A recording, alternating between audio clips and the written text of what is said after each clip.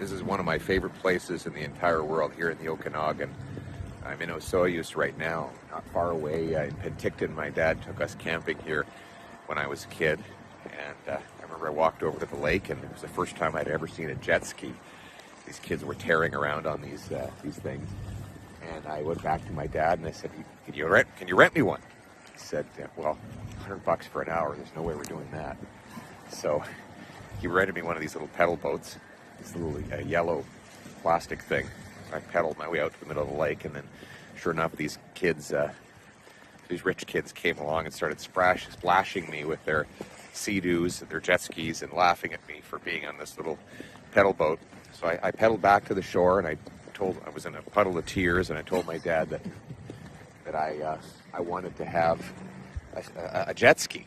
And he said, "Well, you get back to Calgary, and you can get a job, and you can save up money, and when you're old enough to get a driver's license, then we'll lend you the minivan.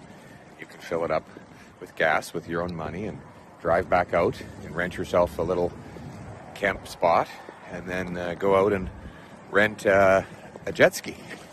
In other words, if you want something, you got to work for it." So years later, I actually did it. I saved up the money. I drove out our Chevy Lumina, those minivans that used to embarrass us kids.